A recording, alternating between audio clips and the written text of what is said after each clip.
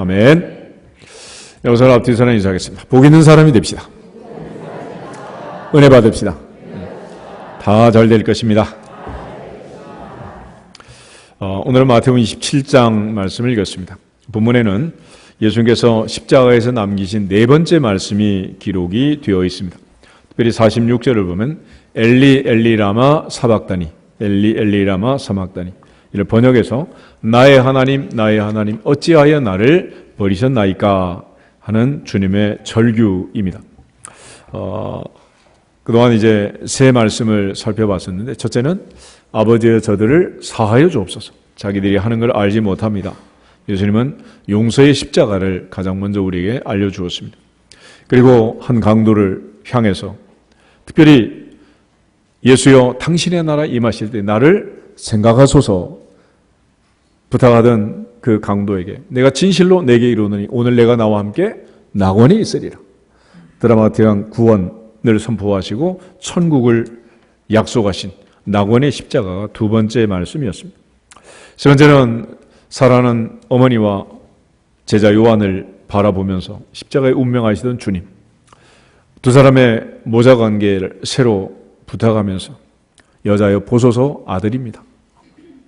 보라 너의 어머니다. 어머니 마리아와 사랑하는 제자 요한에게 말씀하셨던 이 모자의 십자가. 오늘 이제 특별히 가상칠연의 네 번째 이제 가장 중심에 있는 이 말씀. 이게 어쩌면 이제 십자가에서 외치신 가상칠연의 핵심이 되기도 할 것입니다. 그래서 엘리 엘리 라마 사박다니, 나의 하나님 어찌하여 나를 버리셨나이까. 주님이 무죄한 주님이 십자가에 죽으심으로 하나님이 요구하시는 죄의 값을 철저하게 처절하게 지불하시고 우리 모두를 죄와 사망으로부터 구원해 주시고 하나님의 자녀의 권세를 주시고 왕같은 제사장이 되게 하신 이 놀라운 주님의 절규, 이 외침 속에서 다시 한번 십자가의 의미를 깨닫고 2019년 부활절을 준비하는 우리 모두가 되기를 주님의 이름으로 축복합니다.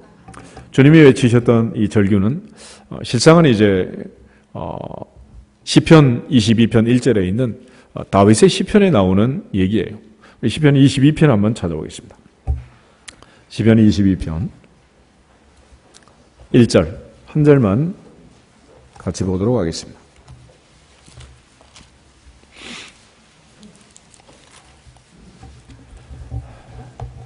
다윗의 시 인도자를 따라 야일렛 샤할에 맞춘 노래 그랬는데 1절 보겠습니다. 내 하나님이여 어찌 나를 버리셨나이까.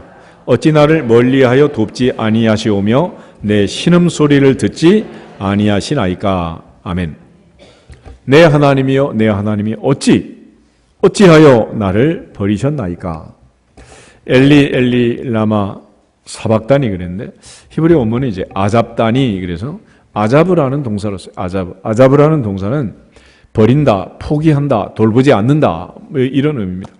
그래서 영어로 보면 forsake 또는 abandon, desert, give up, 완전 포기하고 돌보지 않는, 얼굴을 돌리고 외면하시는 그런 말씀인데, 특별히 왜 하나님께서는 아들을 포기하시고 아들을 버리셨는가, 아들의 절규에 외면하시고 귀를 닫으시고 돌아보지 아니하셨는가 하는 것입니다.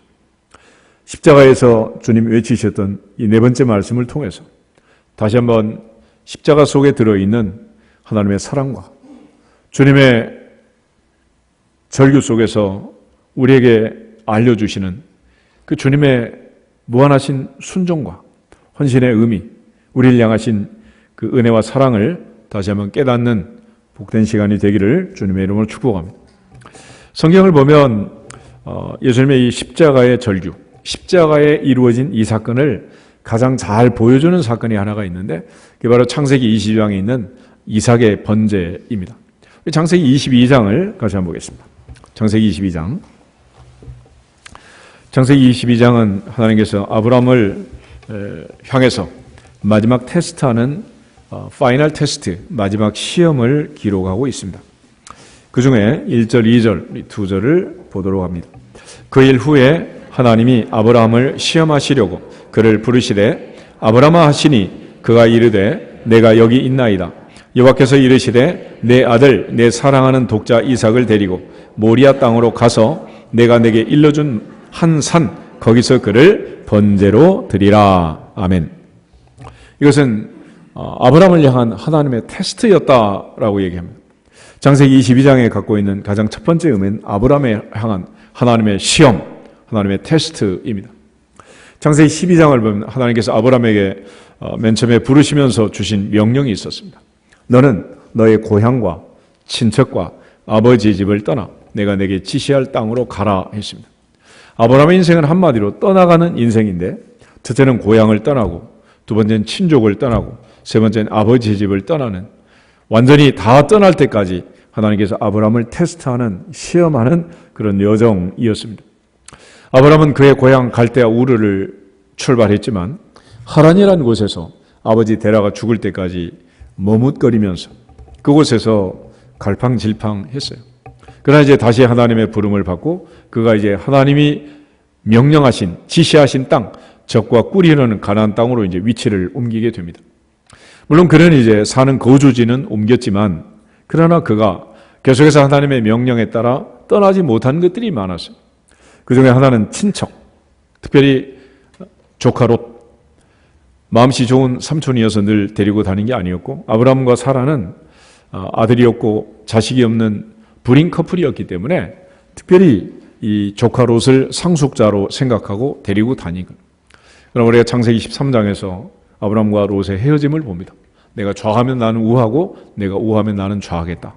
롯은 아브라함을 향해서 떠나갔고, 아브라함은 이제 창세기 15장에 가면 늙은 종 엘리에셀, 당시의 법에 따라서 이제 자식이 없으면 종 가운데 가장 충성된 종에게 상속을 하는 그런 상속법에 따라서 하나님께서 내게 씨를 주지 아니하셨으니 이 다메섹 사람 엘리에셀이 나의 상속자가 될 것입니다 라고 말합니다. 그때 하나님께서 잠자던 아브라함을 깨워가지고 밖으로 나가서 한밤중에 하늘을 봐라, 하늘의 별처럼 많은 자손을 주겠다 약속하십니다. 그 약속의 말씀 앞에 아브라함이 이를 믿으니 그의 의로 여기셨다. 창세기 15장 6절을 이신칭의의 가장 중요한 근거 구절로 늘 얘기를 합니다. 그러고 나서 창세기 16장에 아브라함과 사라는 사고를 치죠. 애굽 여정 하갈을 통해서 이스마엘을 낳는. 그러고 나서 13년 동안 하나님이 침묵으로 그들과 교제를 단절하셨다가 아브라함 99세 때 창세기 17장 1절에 하나님이 찾아오셔서 아브라함에게 다시 말씀을 하십니다. 아브라함아, 나는 전능한 하나님이다. 너는 내 앞에서 행하여 완전하라. 그리고 명년 이맘때 사라에게 아들이 있을 것을 약속합니다. 그때 아브라함은 이스마엘이나 잘 살기를 원합니다. 이제는 나도 늙었고 내 아내의 태는 닫혀 있는데 어찌 그런 일이 있겠습니까? 그리고 웃었단 말이에요. 사라 할머니도 역시 웃었고, 이제 더 이상 가망이 없는 이 커플을 통해서 하나님께서 100살의 아들을 주셨어요. 근데 그 100살의 아들이 성장해서 이제 장성한 자가 되었는데, 오늘 하나님께서 아브라함을 시험하시려고 이 아브라함을 불러서 아브라함아, 아브라함아, 아브라함아, 내가 여기 있습니다. 그럴 때 하나님께서는 내 아들, 내 사랑하는 독자 이삭을 데리고 모리아 땅으로 가서 내가 내게 일러준 한 산 거기서 그를 번제로 드리라 그랬습니다. 이 테스트의 가장 중요한 핵심은 뭐냐면, 하나님에게 아브라함께서 단도직입적으로 지금 얘기를 하는 거예요. 너는 나를 사랑하느냐, 이삭을 사랑하느냐, 이삭을 사랑하느냐, 나를 사랑하느냐. 하나님이 억지를 부리는 이런 얘기를 하는 거예요. 오늘날 우리가 이제 사랑하는 것들이 많죠. 그러나 신앙생활하는 데 있어서 우리가 사랑하는 것들이 신앙생활에 도움이 되면 좋겠지만은 결코 도움이 안 되는 경우가 많아요. 그래서 하나님께서는 이 아브라함으로 하여금 하나님 앞에 온전한 순종을 요구하시고 완전한 사랑을 지금 요구하고 있습니다. 어찌 보면 참 억지이기도 하고, 그동안 하나님이 하셨던 말과 비교하면 일관성을 상실한 얘기이기도 해요. 왜냐하면 내 씨로 인하여 만민이 구원을 받을 것이다. 이삭으로 말미암은 자가 너의 씨가 될 것이다. 그래서 이삭을 통해서 하늘의 별처럼 바다의 모래처럼 많은 자손을 주기로 약속하셨는데, 지금 이 이삭을 번제로 바치라는, 번제. 이 번제라는 것은 영어로 하면 번트 오퍼링, 불로 태워가지고 바치는 제사거든요. 죽여가지고, 짐승을 죽여서 피를 다 빼고 제단에 태워가지고 드리는 이런 제사인데, 하나님이 이삭을 통해서 복을 주겠다고 약속하신 것은 언제고 이번에는 아들을 태워 죽이라는 거예요. 도대체 이 두 가지 말씀을 어떻게 이해할 수가 있겠어요? 그렇지만 아브라함은 3절을 보면 아침에 일찍 일어나서 나귀의 안장을 지우고 두 종을 데리고 아들과 함께 모리아산을 향해 출발하게 됩니다. 밤새워 고민을 하다가 해결이 되고 아침 일찍 이제 이 명령을 시행하기 위해서 가는 거예요. 이처럼 아브라함이 이삭을 데리고 산에 올라갈 때 이삭이 질문을 해요. 아버지, 불과 나무는 있는데 번제할 어린 양은 어디 있습니까? 너다. 그렇게 말할 수는 없고 하나님이 친히 준비하시리라. 하나님이 친히 준비하시리라. 그래서 친히 준비하시리라. 이걸 이제 여호와 이레라는 말을 썼는데 히브리어 동사는 이제 라라는 동사입니다. 이 동사의 미완료형인데 하나님이 보고 계실 거다. 하나님 다 아신다. 하나님 보고 계신다. 아들아 걱정하지 마라. 그러니 우리에게 있는 것도 보시고 없는 것도 보시고 우리의 마음 중심도 보시고 할렐루야. 다 알고 계신다. 그러므로 있는 것은 있는 것대로 없는 것은 없는 것대로 우리가 구하기 전에 있어야 할 것을 아신다 모르신다? 아신단 말이에요. 그러니까 하나님께 맡기면 되는 거예요. 근데 우리는 늘 있으면 있는 대로 없으면 없는 대로 걱정이 많지요.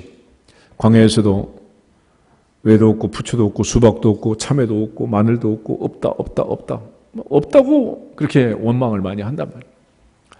그렇지만 하나님께서 다 알고 계시고 보고 계신다. 다 보고 계신다. 오늘 창세기 22장에 있는 이 사건, 아브라함이 모리아산 제단에 아들을 바치는 이 제사 사건, 이걸 보면 아버지는 지금 아들을 바치고 있습니다. 근데 아들은 자기 자신을 바치는 거예요. 자기 자신. 이 가장 사랑하는 것을 하나님은 내어놔라 요구하고 있는데 야곱의 인생을 보면 이게 보다 더 이제 적나라하게 증명이 되죠. 야곱은 사랑했던 것들이 참 많았죠. 첫째는 어머니 리브가를 사랑했고 엄마 치마폭 붙들고 늘 부엌에 들락날락 하면서 엄마 요리 솜씨를 배워가지고 팥죽 한 그릇에 형의 장자권을 빼앗을 정도로 인류 셰프가 됐잖아. 그러나 그 사건이 기회가 돼서 어머니와 영원히 이별하게 되고 더 이상 엄마를 보지 못하게 됐다. 그러나 그가 또 외갓집에 가서 첫눈에 들어온 여자 라헬에게 빠져가지고 7년을 수일같이 여기고 신방을 꾸몄는데 신부가 바뀐 것도 모르고 잠자고 났다가 또 7년을 14년을 라반에게 사기를 당해가지고 그야말로 봉사를 하게 되는 그런 기가 막힌 운명을 이어가게 됩니다. 마지막 이제 6년 동안 눈 붙일 겨를도 없이 그런 일을 하고 아내 4명과 12명의 아들과 딸 다말과 이 대가족을 먹여 살려야 되는데 이 무거운 짐이 얼마나 무거웠겠어. 그리고 이제 20년의 끝자락에 라반의 안색이 변한 걸 보고 이제 탈출을 하게 되죠.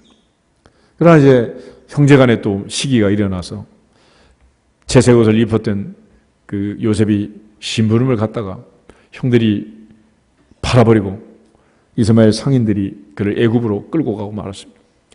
채색 옷에 염소피를 묻혀와서 아버지의 아들의 옷인가 아닌가 보소서. 그래 내면서 이제 아들이 죽은 줄 알았다.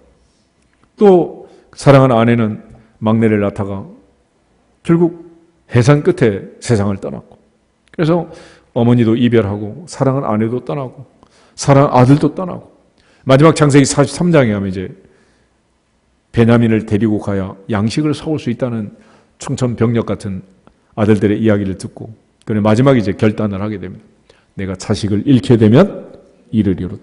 자식을 이제 내놓을 수밖에 없는 그런 상황이 됩니다. 에스더가 고백할 때 내가 죽으면 죽으리로다. 그 말씀처럼 하나님께서는 생명을 요구해요. 생명을. 사도 바울도 주 예수께 받은 사명, 곧 은혜의 복음을 증거하는 일을 마치려 하면은 내 생명을 조금도 귀하게 여기지 않는다. 그래서 아브라함 때부터 하나님께서는 우리가 뭔가를 의지하고 붙들고 사랑하려고 하면 그걸 다 떠나라는 떠나. 고향을 떠나고 친족을 떠나고 아버지의 집을 떠나고. 그래서 아브라함에게 있어서 마지막 남은 것은 뭐냐? 사랑하는 독자 이삭. 이제 100살에 얻은 아들. 100살의 아들을 낳았단 말이에요. 얼마나 이쁘겠어요. 그걸 갖다 바치라는 거예요. 이 기가 막힌 운명을 지금 앞에 두고 아브라함은 결행을 지금 하고 있습니다. 오늘 하나님께서 우리를 테스트할 때 테스트의 내용은 아주 간단해요. 주님보다 주 예수보다 더 귀한 것은 있어야 한다, 없어야 한다? 없어요. 우리는 찬송은 늘 부르지만 실상은 너무 많잖아. 그러니까 그걸 다 내려놓을 때까지 하나님의 테스트는 계속되는 거예요. 아브라함은 사랑하는 독자 이삭을 모리아산 제단에 바쳤습니다. 반면에 이삭은 자기 자신을 거기서 바친 거예요. 야곱은 사랑하는 마지막 남은 막내 베냐민을 하나님께 맡기면서 내가 자식을 잃게 되면 이르리로다. 그러니까 아브라함의, 이삭의, 야곱의 테스트는 난이도로 따지면 다 같은 테스트예요. 그런데 그 중에서도 특별히 이삭의 모습을 보면 아버지 아브라함은 아들을 바쳤지만 아들은 누굴 바쳤다고? 자기를 바친 거예요. 아들 바치는 게 힘들까? 자식 바치는 게 힘들까? 아니면 자기 자신을 바치는 게 힘들까? 뭐가 힘들겠어요? 사탄이 욥을 시험할 때도 그렇게 해요. 자식이 다 죽어도 욥이 신앙을 지키니까 이제 자기 몸을 치면 부인할 것입니다. 그러잖아. 예전에 6.25 사변 때 그 아들, 딸 붙들고 개나리 보찜 쥐고 양손에 붙잡고 하나는 이고 업고 막 이렇게 오는 분들. 너무너무 피곤하니까 힘드니까 손을 놔버리고 싶다고 그렇게 말한 걸 들은 적이 있는데 실상 아무리 고통스럽다고 해도 아들이 죽은 게 아무리 아프다고 해도 제일 겁나는 건 누가 죽는 거야? 자기가 죽는 거지, 자기가. 그래서 아브라함과 이삭과 야곱의 인생을 비교하면 아브라함은 175세를 살았고 이삭은 182세를 살았고 야곱은 147세를 살았는데 가장 무탈한 어림이 없는 인생을 살았던 사람은 이삭이에요. 이삭. 왜냐하면 하나님 앞에 자기를 바친 아들인데 하나님이 테스트할 게 있겠어요, 없겠어요? 그런 아들을 못 테스트를 하겠어요. 김구 선생님 일화를 보면 상에서 임시정부할 때 이런 이야기가 있어요.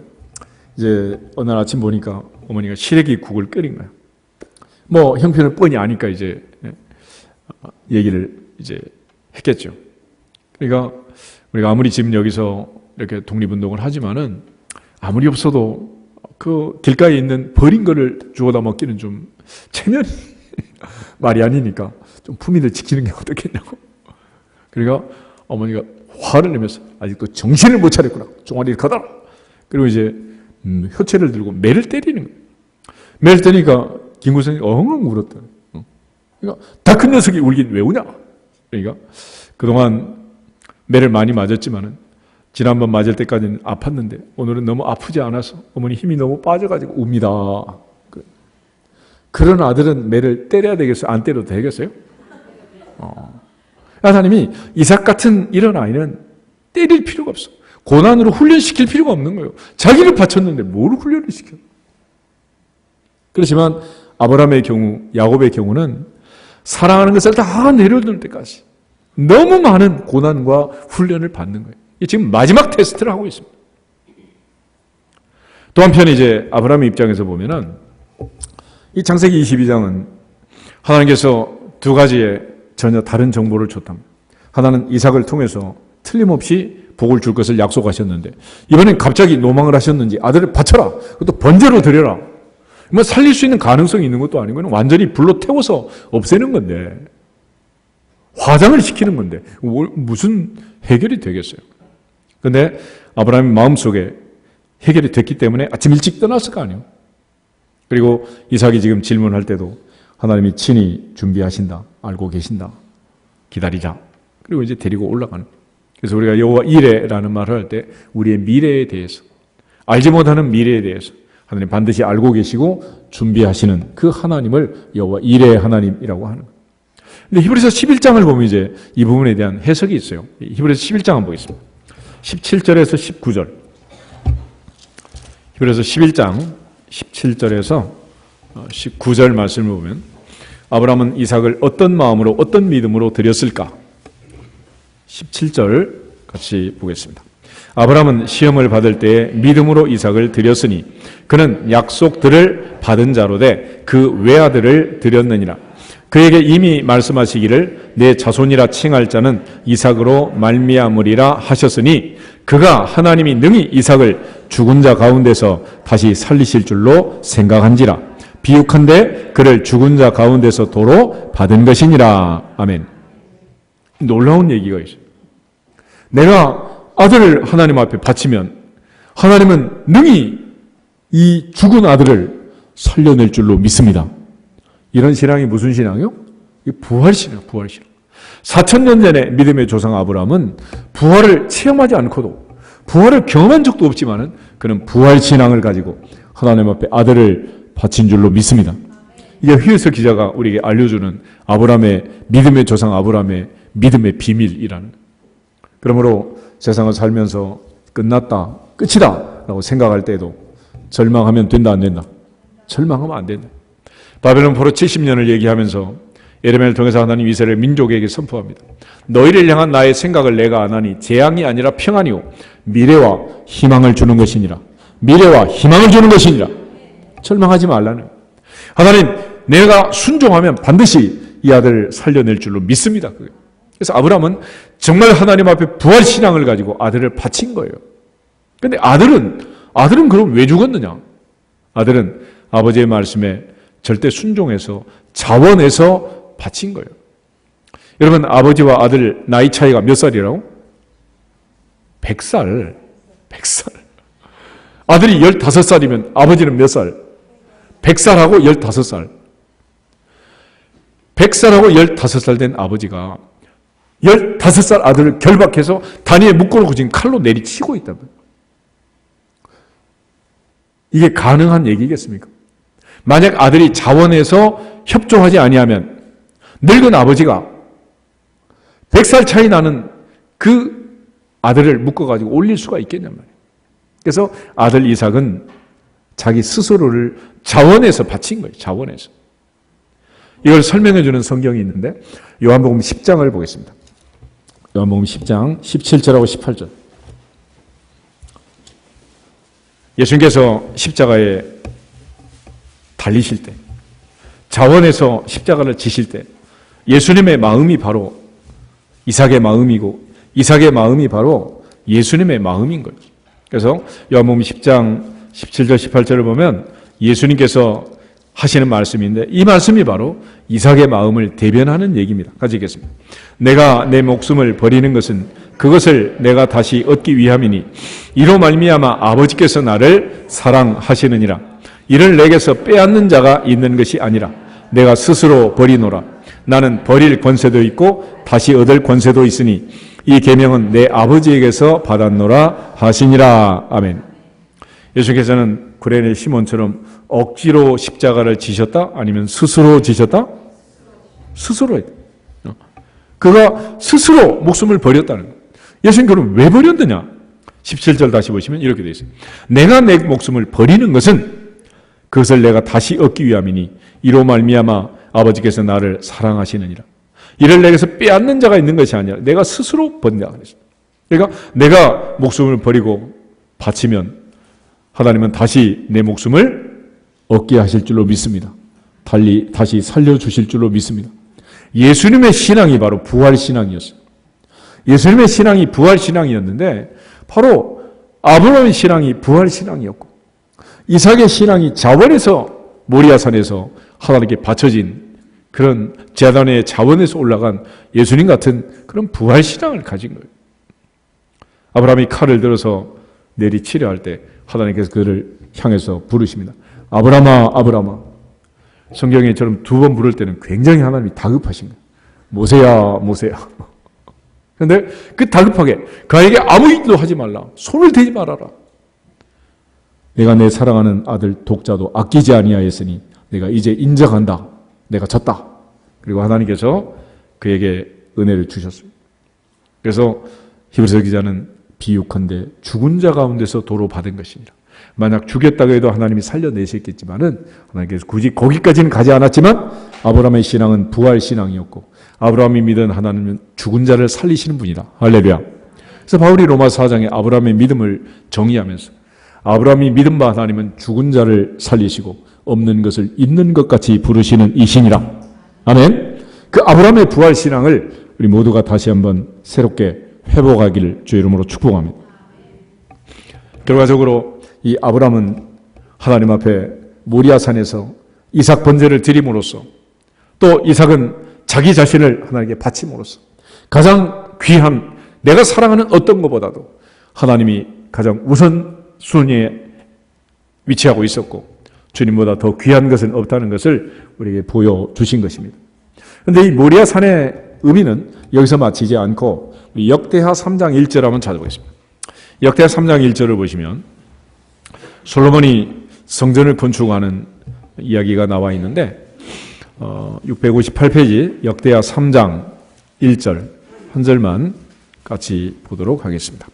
솔로몬이 예루살렘 모리아 산에 여호와의 전 건축하기를 시작하니 그곳은 전에 여호와께서 그의 아버지 다윗에게 나타나신 곳이요 여부스 사람 오르난의 타작마당에 다윗이 정한 곳이라. 아멘. 다윗은 인생을 살면서 크게 두 가지 스캔들 또 흠집이 있었습니다. 하나는 바세바 사건이고 하나는 인구조사 사건이었는데 이 솔로몬이란 아들은 하나님께서 다윗에게 용서하시고 두 번째로 이제 바세바가 낳은 아들이거든요. 그러니까 원래 정상적으로 다윗이 신앙생활을 했다면은 솔로몬 같은 애는 태어나야 되는 거요, 안 태어나야 되는 거요? 그냥 없어야 되는 거지. 그런데 이 아들을 통해서 하나님이 성전을 건축하게 하는. 그리고 그의 이름이 솔로몬인데 솔로몬이라는 이름하고 어원이 같은 우리가 잘 아는 단어가 샬롬이라는 샬롬, 평강. 근데 영어로 보면 퍼펙트, 완전하다는 거예요. 완전하다. 그래서 하나님께서 완전 용서하시고 요즘 애들 말대로 하나님께서 평화를 주신 이 아들을 통해서 이제 성전을 짓게 하시고 또 하나 이제 그 오르난의 타작마당에 다윗이 정했다 그랬는데 이거는 이제 인구조사 사건 때문에 하나님께서 선지자 갓을 통해서 다윗을 책망하시고 그 오르난의 타작마당에 금 600세겔을 주고 이 땅을 사가지고 이제 거기다 성전 부지를 결정한 거예요. 그래서 다윗이 정한 그 장소에 솔로몬이 성전을 건축하는데 놀랍게 1절을 보면 솔로몬이 예루살렘 무슨 산? 모리아 산에 여호와의 전 건축하기를 시작했다. 이렇게 되어 있습니다. 다윗부터 아브라함까지는 1000년이고 아브라함부터 1000년 후에 다윗과 솔로몬이 살던 시대랍니다. 1000년 전에 아브라함이 이삭을 바쳤던 그 모리아 산에 1000년 후에 다윗이 성전 부지를 정하고 그 아들 솔로몬이 그곳에 성전을 건축하고 있는 거예요. 그런데 그 모리아 산이 어느 동네에 있었다고? 예루살렘에 있었네. 예루살렘. 이 다윗으로부터 또 1000년이 지난 다음 예루살렘에서 예수님이 십자가에 달려 돌아가신 거예요. 이삭 번제를 드렸던 그 자리가 솔로몬의 성전 부지고 솔로몬의 성전이란 게 뭐겠습니까? 매일같이 아침 저녁 뭐 하는 자리? 제사를 드리는 자리. 그 어마어마한 그 모든 제사를 한꺼번에 끝낸 십자가의 제사, 그 제사를 드렸던 자리가 바로 예루살렘 모리아산 갈보리 십자가였다. 아브라함부터 다윗까지 1000년, 다윗부터 예수님까지 1000년, 예수님부터 우리까지 2000년, 이 거대한 1000년의 드라마를 통해서 우리를 사랑하시는 그 사랑을 깨닫기를 축복합니다. 이런 걸 가리켜 1000년의 사랑이라 그런 거야. 괜히 100만 속이 무슨 이상한 얘기 하지 말고 아무데나 뭐 1000년의 사랑 붙이는 거 아니란 말이에요. 이 어마어마한 사랑으로 하나님 우리를 사랑하신 이야기를 지금 십자가에서 절규하고 있는 거예요. 나의 하나님 어찌하여 나를 포기하십니까? 이런 포기라는 것은 전제 조건이 있어요. 선택을 할 때 포기를 하는 거예요. 포기를 할 때 선택을 하는 거고 포기와 선택은 동시에 이루어져야 돼요. 그러니까 하나님께서 십자가에서 아들을 포기할 때 뭔가를 선택했을 거 아니에요. 그 선택이 뭐냐는 거지. 뭘 선택하느냐고. 하나님은 아들을 포기하시고 아버지는 아들을 포기했는가. 아들이 절규하는데 갈라디아서 2장 20절에 바울이 그 비밀을 우리에게 알려줘요. 내가 그리스도와 함께 십자가에 못 박혔나니 그러즉 이제는 내가 사는 것이 아니고 오직 내 안에 그리스도께서 사시는 것이라. 이제 내가 육체 가운데 사는 것은 나를 사랑하사 나를 위하여 자기 자신을 버리신 하나님의 아들을 믿는 믿음 안에서 산다. 하나님은 아들을 포기하는 대신에 너를 우리를 선택하신 줄 믿습니다. 예수님은 자기 목숨을 스스로 버리고 포기할 때 대신에 하나님 아버지로 하여금 우리를 선택할 수 있도록 자기를 포기하고 우리를 선택하라고 스스로 자원해서 십자가를 지신 줄로 믿습니다. 나의 하나님, 나의 하나님, 어찌하여 나를 포기하십니까? 어찌하여 나를 버리십니까? 어찌하여 나를 돌보지 않습니까? 그 주님의 그 간절한 절규, 그 아픔으로 인해서 그분이 자원해서 십자가를 지심으로 하나님께서 우리를 선택하시고 우리를 구원할 수 있는 그 놀라운 은혜를 베풀어 주신 줄로 믿습니다. 죄 없는 그분이 십자가에서 대속물이 되셨고 아들은 고통으로 절규했지만 아버지는 그 죄값을 처절하게 아들에게 요구하면서 그 얼굴을 외면하신 거예요. 아들이 그렇게 절규하는데 얼굴을 돌리고 외면하는 그 하나님의 무자비함, 그 고통, 말로 표현할 수가 있겠어요. 그러나 주님이 그렇게 절규하시고 아버지가 아들을 포기하면서 이루어진 또 하나의 중요한 사건은 아들을 포기하는 대신에 하나님은 누구를 선택했다? 나를 선택하시고 아들을 버리신 데에 하나님은 나를 붙잡으셨고 나를 사랑하셨다. 결과적으로 더 좋은, 더 사랑하는 것을 위해서 포기하신 거예요. 그러므로 십자가는 하나님께서 예수님과 나를 두고 누구를 선택한 사건이다? 바로 나를 선택한 사건. 이 하나님의 깊은 사랑, 끝없는 사랑, 오늘 찬송한 것처럼 이해할 수 없는 그 사랑, 마음 깊이 새기고 우리도 주님만 사랑하고 아버지만 사랑할 수 있기를 주 이름으로 축복합니다. 그 주님은 그 구원을 위해서 자기를 비우셨다 그래요. 하나님과 동등됨을 취할 것으로 여기지 않고 자기를 비우고 종의 모양으로 사람의 모양으로 나타나서 십자가에 죽기까지 복종하셨다. 이것을 예수님의 비우심, 케노시스 또는 비하라고 합니다. 주님이 수직 강하셔서 이 땅까지 떨어져서 죽었단 말이에요. 바로 그 자리로부터 하나님은 그를 지극히 높여 하나님 보좌 우편에 앉히시고 하늘에 있는 자들, 땅에 있는 자들, 땅 아래 있는 자들의 모든 무릎을 예수의 이름에 꿇게 하시고 지금도 주님은 하나님 보좌 우편에서 친히 우리를 위하여 간구하시느니라. 간구하시느니라. 지금도 주님은 우리를 위하여 간구하고 계신다라고 말합니다. 오늘 십자가의 이 고통과 아픔, 이걸 통해서 또 하나 우리가 배울 수 있는 것은 예수님의 순종입니다. 순종.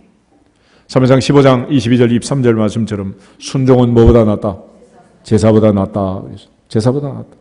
그런데 예수님께서 바로 순종의 표상이고 우리에게 순종을 어떻게 하는 것인가를 가르쳐 주시는 거예요. 다 같이 히브리서 5장을 다시 한번 찾아보겠습니다. 히브리서 5장 7절, 8절, 9절, 10절.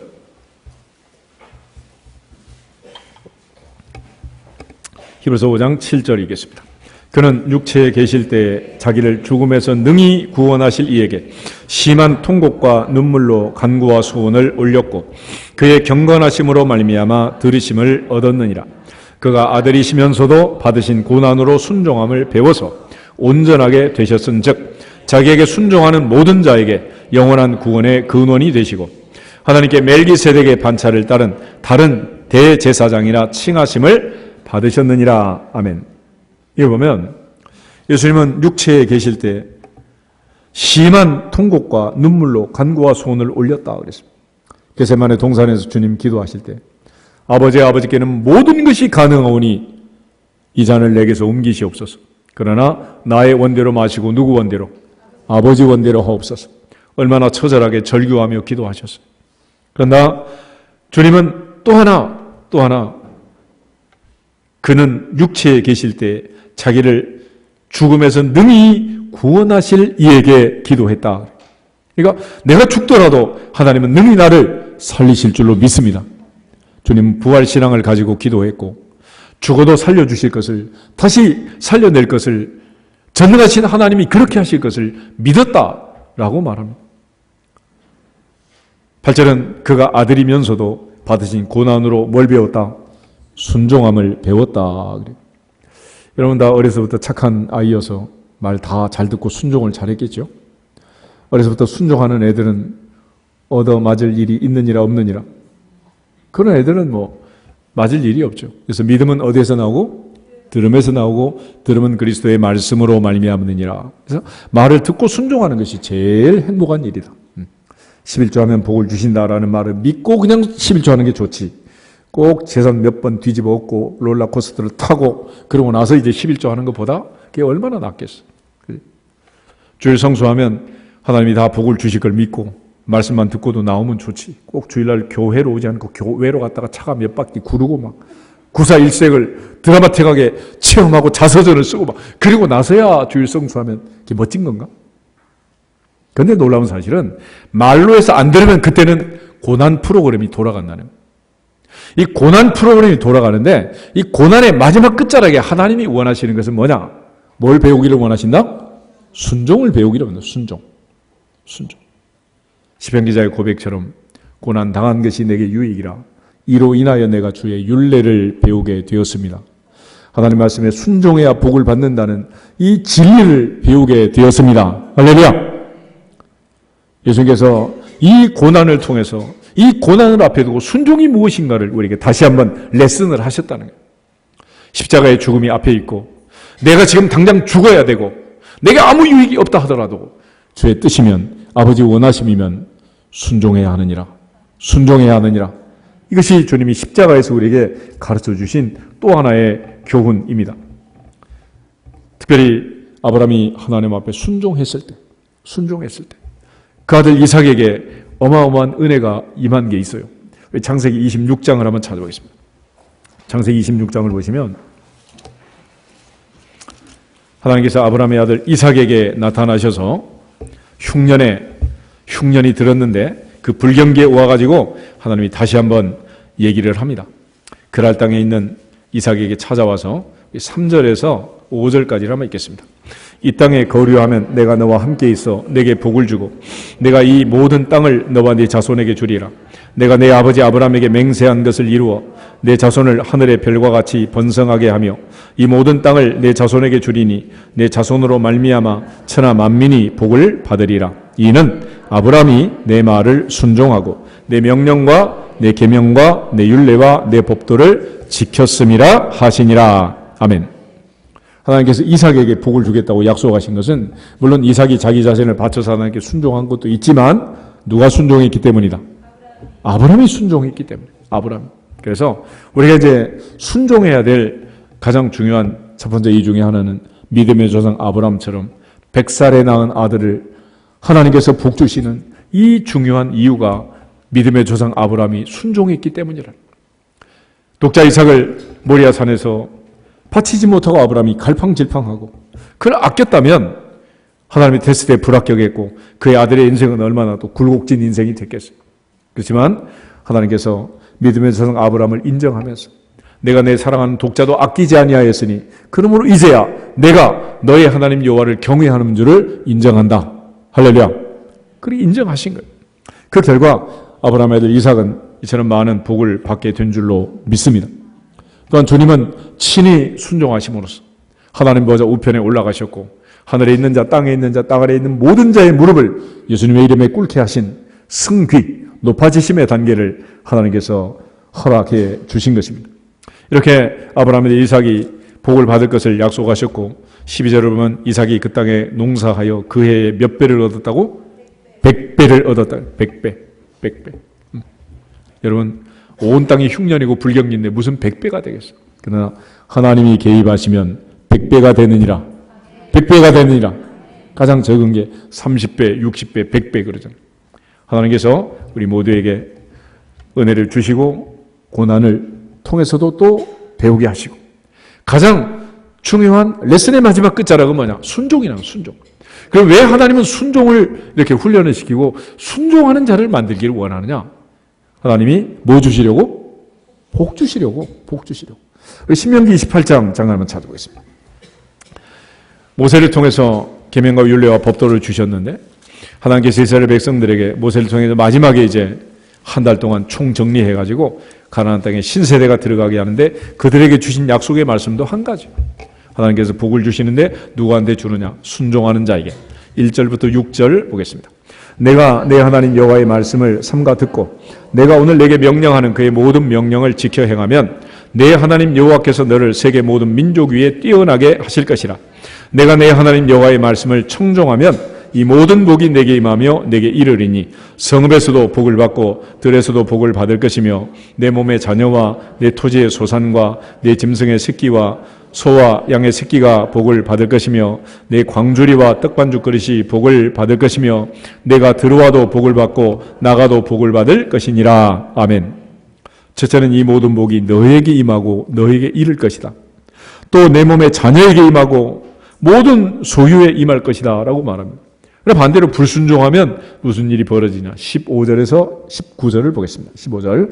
내가 만일 내 하나님 여호와의 말씀을 순종하지 아니하여 내가 오늘 내게 명령하는 그의 모든 명령과 규례를 지켜 행하지 아니하면 이 모든 저주가 내게 임하며 내게 이를 것이니 내가 성읍에서도 저주를 받으며 들에서도 저주를 받을 것이요 또 내 광주리와 떡반죽 그릇이 저주를 받을 것이요 내 몸의 소생과 내 토지의 소산과 내 소와 양의 새끼가 저주를 받을 것이며 내가 들어와도 저주를 받고 나가도 저주를 받으리라. 아멘. 오늘 엘리 엘리 라마 사박다니 주님의 십자가는 순종의 십자가다. 또 하나님 앞에 영원한 제사를 드려서 그동안 모든 죄값을 한꺼번에 지불한 그런 십자가입니다. 그러나 믿음의 조상 아브라함이 하나님 앞에 철저하게 순종했고 또 아들 이삭은 자기를 아버지의 요구에 따라서 제단 위에 올라간 것처럼 주님은 자원하여 십자가를 지심으로써 순종하는 모든 자들에게 구원의 근원이 되셨다. 그랬습니다. 오늘 주님은 우리가 순종하기를 원하시고 순종할 때 주님은 순종하는 모든 자들의 구원의 근원이 되기 위해서 친히 하나님의 보좌 앞에서 십자가에 죽기까지 순종, 복종하신 줄 믿습니다.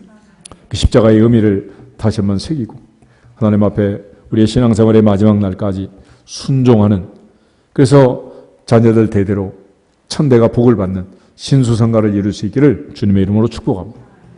또 하나 예수님이 십자가에 운명하실 때 마태복음 27장 51절이면 휘장이 찢어졌다 이런 말이 있는데 예수님께서 십자가에 달려 돌아가신 절기는 6월절이었습니다. 그런데 구약 성경을 보면 특별히 애굽에 10가지 재앙이 내릴 때 10번째 재앙이 바로 6월절의 재앙이고 애굽의 바로의 왕자부터 시작해서 전국의 장자가 다 죽었습니다. 초태생이, 짐승의 초태생이 다 죽었어요. 그런 애굽의 바로와 애굽 백성에게는 재앙이었지만은 하나님의 백성들에게는 구원이었고 놀라운 은혜가 임하게 된 거예요. 그래서 이 모세의 6월절과 예수님의 6월절을 비교해 보면은 모세는 430년 종살이에서 이스라엘 백성들을 구원해 냈습니다. 그러나 마태복음 1장에 있는 말씀처럼 아들을 낳으니 이름을 예수라 하라. 이는 저희 백성을 자기의 죄에서 구원할 자다. 죄에서. 그래서 예수님께서는 430년 종살이에서 이스라엘 백성들을 해방시킨 모세의 6월절처럼 6월절에 운명하심으로써 우리를 죄와 사망에서 건져내신 줄로 믿습니다. 또 어린 양의 피를 좌우설주 문인방에 발라서 모세가 10번째 재앙이 내릴 때, 애굽의 6월절에 재앙이 내릴 때 죽음의 사자가 피를 보고 넘어갔다 그래요. 피를 보고. 마찬가지로 예수님이 십자가에 흘린 피, 언약의 피, 그 피로 인해서 우리가 구속 죄 사함을 받게 된 줄로 믿습니다. 그래서 예수님의 6월절과 모세의 6월절은 여러 가지 면에서 이제 공통점이 굉장히 많은데 그 중에 하나는 우리 출애굽기 12장 한번 찾아보겠습니다. 출애굽기 12장에 보면 6월절을 그냥 갑자기 맞이한 게 아니고 하나님께서 이스라엘 백성들로 하여금 준비케 합니다. 준비. 근데 그 준비 중에 이제 맨 처음 하시는 말씀이 1절, 2절, 우리 두 절 보겠습니다. 여호와께서 애굽 땅에서 모세와 아론에게 일러 말씀하시되 이 달을 너희에게 달의 시작 곧 해의 첫 달이 되게 하고 아멘. 6월절이 있는 그 달을 첫 번째 달 1월 달로 삼아라 그랬습니다. 원래 이 6월절이 있는 달은 7월 달이었어요. 7월. 그러니까 7월 달이 1월이 됐으니까 1월은 뭐가 되겠어요? 7월이 된 거죠. 그래서 1월 1일 유대인의 설날 나팔절은 7월 1일이 됐고 7월 10일 대속죄일, 대제사장 1년에 한 번 지성소에 들어가던 달도 7월 달이 되고 만 거예요. 그래서 하나님께서 이 6월절을 통해서 민족 전체의 새로운 시작, 새로운 출발을 말씀하십니다. 오늘도 우리가 누구든지 그리스도 예수 안에 있으면 새로운 피조물이라. 보라 이전 것은 지나갔으니 새 것이 되었도다. 우리가 특별히 이제 연말에 40일 새벽기도 하고 또 부활절을 앞두고 40일 새벽기도 하는 이유는 그거예요. 1월 1일 날 우리가 마음을 새롭게 하고 다짐하는 것처럼 부활절 아침은 새로운 출발을 위해서 새로운 다짐을 하는 아침이다. 할렐루야. 그래서 신앙생활 하면서 우리가 새롭게 다짐할 수 있는 두 번의 절기가 있다. 한 번은 우리의 설날 1월 1일이 중요한 출발이고 모든 사람이 다 출발하는 거지만은 우리 크리스찬은 부활절을 기점으로 해서 죽음의 권세를 이기고 부활 승리하신 주님 안에서 새로운 시작과 새로운 출발이 있어야 할 줄로 믿습니다. 역사를 보면 예수님을 중심으로 십자가를 중심으로 해서 예수님 이전의 역사와 이후의 역사가 달라지는 거예요. 그래서 역사는 BC와 AD로 나누는데 BC라는 게 뭐예요? Before Christ, 예수님 이전과 AD는 라틴어로 Anno Domini, 그래서 예수님 이후, 주후라고 해요. After Christ. 그러니까 예수님 이전과 이후가 예수님의 십자가를 중심으로 완전히 달라진다. 안식구 첫날 주일 아침 부활하심으로써 이제 태초부터 지켜오던 안식일을 멈추고 안식구 첫날 주일 아침에 예배를 드리고 오늘도 우리가 주일날 예배를 드리고 있는 것입니다. 예수님의 십자가는 새로운 시작, 새로운 출발이다. 할렐루야. 새로운 다짐과 새로운 각오가 있는 부활절을 2019년에는 맞이할 수 있기를 주님의 이름으로 축복합니다. 이처럼 세상 죄를 지고 가는 하나님의 어린 양이다 선포했던 세례 요한의 외침처럼 예수님의 십자가 보혈, 그 피로 인하여 우리는 구속을 받는 거예요. 출애굽기 12장 다시 보시면 7절에 이렇게 되십니다. 그 피를 양을 먹을 집 좌우 문설주와 임방에 발라라 그랬어요. 그리고 13절 보겠습니다. 13절. 내가 애굽 땅을 칠 때에 그 피가 너희가 사는 집에 있어서 너희를 위하여 표적이 될지라. 내가 피를 볼 때에 너희를 넘어가리니 재앙이 너희에게 내려 멸하지 아니하리라. 아멘. 그래서 이 넘어갔다. 그래서 11절에 이것이 여호와의 무슨 절? 유월절. 영어로는 pass over, 넘어갔다. 넘어간 절기를. 우리가 하니 넘을 유, 넘을 월 그래. 월자를 잘 안 쓰는 것 같은데 낚시 좋아하는 사람은 월척이란 말 하잖아요. 월척. 월척이 뭐예요? 낚시 별로 안 좋아해? 예수님도 어부였고 베드로도 어부였고 고기잡이도 좀 알아야지. 척이라는 것은 자를 해요. 자. 여러분 학교 다닐 때 30cm 자 썼죠. 그죠? 척. 월이란 말은 30cm를 넘어갔다 그 말이에요. 월척은 몇 cm 넘으면? 30cm 넘으면 월척이 되는 거예요. 그때 쓰는 월이 넘을 유, 넘을 월 할 때 월자를 쓰는 거예요. 처음 듣는 얘기야? 뭐 그럴 거나 말까.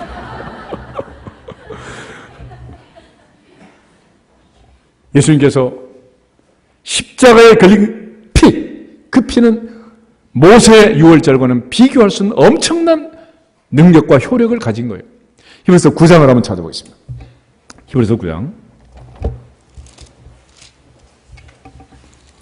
11절에서 14절까지 히브리서 9장 신약성경 361페이지 11절부터 14절 봅니다. 그리스도께서는 장래 좋은 일에 대제사장으로 오사 손으로 짓지 아니한 것 곧 이 창조에 속하지 아니한 더 크고 온전한 장막으로 말미암아 염소와 송아지의 피로 하지 아니하고 오직 자기의 피로 영원한 속죄를 이루사 단번에 성소에 들어가셨느니라. 염소와 황소의 피와 및 암송아지의 죄를 부정한 자에게 뿌려 그 육체를 정결하게 하여 거룩하게 하거든 하물며 영원하신 성령으로 말미암아 흠없는 자기를 하나님께 드린 그리스도의 피가 어찌 너희 양심을 죽은 행실에서 깨끗하게 하고 살아계신 하나님을 숨기게 하지 못하겠느냐. 아멘. 그래서 22절에 가면 율법을 따라 거의 모든 물건이 피로써 정결하게 되나니 피 흘림이 없은즉 뭐가 없다? 사함이 없다. 예수님이 피 흘렸으니 우리는 사함을 받았느니라. 사함을 받았느니라. 사함을 받았느니라. 이게 십자가의 엄청난 의미. 주님이 엘리 엘리 라마 사박다니 하시고 옆구리에 창자국 손에 못자국 피 흘려 죽으심으로써 우리 죄값을 대속하시고 그 언약의 피로 우리가 살아난 겁니다. 그래서 예수님께서 마지막 만찬석에서 성만찬을 제정할 때 떡을 떼시며 이것이 내 몸이다. 잔을 나시면서 이것이 너희를 향한 언약의 피니라. 언약의 피니라 말씀하시고 이 잔과 떡과 잔을 마실 때마다 나를 기념하라 말씀하셨잖아요. 특별히 이번 2019년에 또 부활절 성만찬을 할 텐데 이 의미를 가슴 깊이 새기고 묵상하면서 경건하게 부활절을 준비하고 맞이할 수 있기를 주의 이름으로 축복합니다. 이제 거의 한 달 후면 이제 부활절이 오게 될 텐데 주님 우리를 위하여 피 흘리시고 찢기시고 그 피로 인하여 우리를 살려주신 줄로 믿습니다. 그래서 우리가 찬양을 할 때도 오늘도 보혈에 대한 찬양을 했지만은 십자가의 보혈, 그 보혈의 찬양을 할 때 힘이 생기고 은혜가 넘치고 죽었던 영혼이 살아나고 할렐루야. 찬송가 250장에서 300장이 사이에 있는 이런 찬송들 많이 불러야 되는 거예요. 할렐루야. 그래서 기독교는 무슨 종류냐? 기독교는 한마디로 언약의 피의 종교다. 그 피. 그런데 이 예수님이 피 흘려 돌아가실 때 놀라운 사건이 하나 있었는데 그게 뭐냐면 마태복음 27장 51절에 성소의 휘장이 위로부터 아래로 어떻게 됐다? 찢어졌다. 찢어졌어. 원래 이제 모세가 시내산에 돌비를 받았잖아요. 돌비를 모시기 위해서 궤짝을 만들었습니다. 그걸 법궤라고 하는. 이 법궤를 모시기 위해서 성막을 지었습니다. 성막은 가운데 휘장을 쳐가지고 방을 둘로 나누었어요. 보통은 이제 성소에서 제사장들이 매일같이 제사를 드리는데 1년에 한 번 7월 10일 대속죄일에만 대제사장이 지성소로 들어갔습니다.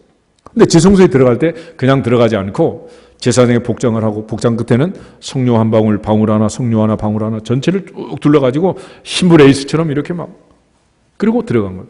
그러니까 대제사장이 지성소에 들어갔을 때 백성들은 밖에서 듣는 거지. 딸랑딸랑 방울 소리가 막 들리는 거예요. 한 개가 아니라 막 수십 개가. 그런데 갑자기 소리가 안 들리면 어떻게 된 거야? 죽은 거지. 대제사장이라도 1년에 한 번 지성소에 들어갈 때 두렵다, 괜찮다? 얼마나 두려웠겠어. 그런데 이제는 예수님이 십자가에 죽으셨고 우리에게 있는 큰 대제사장이 계시니 은혜의 보좌 앞에 담대히 나갈지니라. 담대히 나갈지니라. 구약시대는 대제사장이 1년에 한 번 지성소에 들어가도 죽을지 살지 모르는 그런 두려움으로 갔지만 이제는 주님이 십자가에 죽으셨으니 예배 드리다가 죽을 일은 있느니라 없느니라. 우리 모두는 성소의 휘장이 찢어지고 지성소 안으로 들어온 거예요. 지성소 안으로. 이처럼 하나님께서 놀라운 길을 만들어서 우리를 왕같은 제사장으로 만드시고 지성소로 인도하신 줄 믿습니다. 그럼에도 불구하고 문제가 있어요. 히브리서 10장 한번 찾아보겠습니다. 19절부터 25절을 보면은 벌써 2000년 전 히브리서 기자가 이 성경을 쓸 때 모이기를 패하는 자들이 있었다는 거예요. 19절, 20절 먼저 한번 읽겠습니다. 그러므로 형제들아 우리가 예수의 피를 힘입어 성소에 들어갈 담력을 얻었나니 그 길은 우리를 위하여 휘장 가운데로 열어놓으신 새로운 살 길이요 휘장은 곧 그의 육체니라. 아멘. 예수님 육체의 죽음을 맞이할 때 뭐가 찢어졌다? 휘장이 찢어졌어. 그게 위로부터 아래로 찢어졌다라고 말합니다. 그 얘기는 사람이 찢었다, 하나님이 찢으셨다. 하나님이 찢은 거예요. 노아의 방주에 마지막 노아가 들어갈 때 방주 문을 누가 닫았다 그래? 하나님이 닫으신 것처럼 이제 하나님이 휘장을 찢어서 새로운 길을 만들어 주신 줄로 믿습니다. 그러므로 이제 우리가 어떻게 할 거냐? 21절부터 25절 보겠습니다. 또 하나님의 집 다스리는 큰 제사장이 계시매 우리가 마음의 뿌림을 받아 악한 양심으로부터 벗어나고 몸은 맑은 물로 씻음을 받았으니 참 마음과 온전한 믿음으로 하나님께 나가자. 또 약속하신 이는 믿으시니 우리가 믿는 도리의 소망을 움직이지 말며 굳게 잡고 서로 돌아보아 사랑과 선행을 격려하며 모이기를 패하는 어떤 사람들의 습관과 같이 하지 말고 오직 권하여 그날이 가까움을 볼수록 더욱 그리하자. 할렐루야.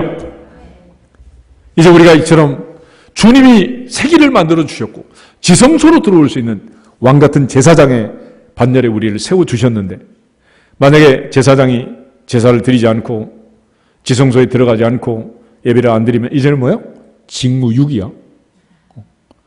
왕같은 제사장이 됐으면 이제 당연히 제사를 드리라는. 그런데 22절 보면은 몸은 맑은 물로 씻음을 받았다. 악한 양심으로부터 벗어났다. 그래서 참 마음과 온전한 믿음으로 하나님께 나가자. 그 믿음이라는 말이 있습니다. 23절에 또 약속하신 이는 믿으시니 우리가 믿는 도리의 소망을 움직이지 말자. 믿음, 소망 있지? 그 다음 뭐 나올 것 같아? 그래서 24절에 서로 돌아보아 사랑과 선행을 격려하며 믿음, 소망, 사랑으로 서로 격려하면서 25절 모이기를 패하는 어떤 사람들의 습관과 같이 하지 말고 오직 권하여 그날이 가까움을 볼수록 더욱 그리하자. 이제는 어디로 모이자? 지성소로 모이자. 지성소로 모이자. 할렐루야. 우리 한번 인사하겠습니다. 지성소에서 만납시다. 우리는 지성소에 들어와 있는 1년에 한 번 대제사장만 들어가도 두렵고 떨림으로 나가는 그 지성소에 이제는 우리에게 있는 큰 대제사장 예수 그리스도를 힘입어 성소에 들어갈 무엇을 얻었다? 담력을 얻었다. 그래서 은혜의 보좌 앞에 담대히 나갈지니라. 담대히 나갈지니라. 오늘 주님께서 지성소에 들어가심으로써 우리에게 베푸신 이 놀라운 사랑을 깨닫고 특별히 2019년 부활주의를 앞두고 오늘부터 시작해서 다시 한번 우리 인생이 얼마나 남아있을지 모르지만 마지막 날까지 마지막 순간까지 은혜의 보좌 앞에 담대히 나가서 하나님을 기쁘시게 하는 거룩한 산제사를 드린 예배자들이 되기를 주님의 이름으로 축복합니다. 주님 이 일을 위해서 나의 하나님 어찌하여 나를 버리셨나이까 절규하면 죽은 거예요. 예수님을 버리시고 우리를 선택하신 그 하나님은 우리가 순종하고 왕같은 제사장으로 우리가 제사하기를 원하시고 우리의 기도를 받으시고 우리의 찬양을 받으시고 우리의 예배를 받으시고 우리에게 복 주시기를 원하시는 전능하신 하나님이신 줄 믿습니다. 죽은 자도 살리시고 생명의 부활을 허락하신 그 주님의 은혜를 생각하면서 우리 모두 주 앞에 가는 날까지 부활신앙으로 무장해서 처절한 주님의 절규 소리를 늘 들으면서 하나님 앞에 더욱 모이기를 힘쓰고 충성할 수 있기를 주님의 이름으로 축복합니다. 다 같이 주 예수 그리스도의 이름으로 하늘문화 열릴지어다 우리 선포하고 기도합니다. 하나 둘 셋. 주 예수 그리스도의 이름으로